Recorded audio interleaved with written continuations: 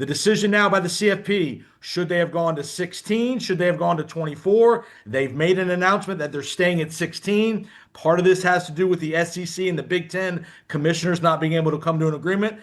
But for you, Roy Cummings, do you want to see more teams at 24 or do you want to see a small increase to 16?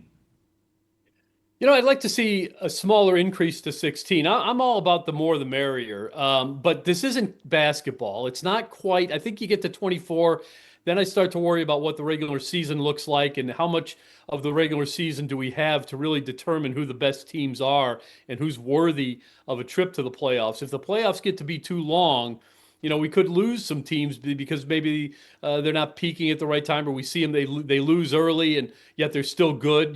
So something like that. I don't mind the 12-team playoff, but I'd like to see it go to 16. But I think for me, that's just about far enough. I would be the more the merrier, but I start to be concerned a little bit about what it means for the regular season. We can't let that get away. That still has to have enough importance, and there has to be enough of an example there to really determine who the best teams are. Who are those best 16 teams? I think they've got it right now. I like the way it's working, but I wouldn't mind seeing an expansion and, just to see if it can be a little bit better. I like the idea of having, some team out of nowhere, some Cinderella, similar to Indiana or even Miami for that matter, getting to the championship game. And I'll tell you what, for people here in Florida, with an ACC team in Tallahassee and an SEC team in Gainesville, they need a 16-team plus playoff because the SEC and ACC are having a hard time finding candidates for this thing because, let's face it, the Big Ten has taken over here, and that could continue.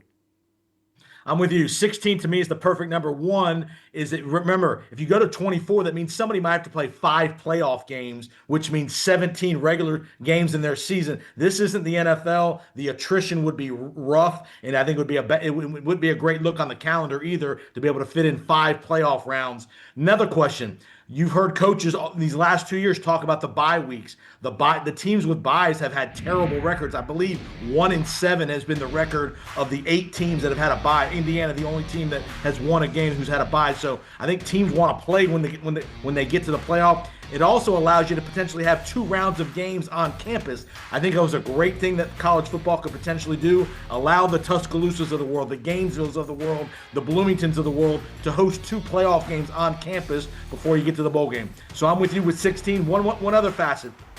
Do we want to put more onus on this selection committee to have to differentiate the 23 and 24 seeds, whether it's UT San Antonio, the 7th team from the ACC, the 6th team from the Big 12, whatever it is? Because that's what you're going to get to, like the NCAA basketball tournament gets to at the end there.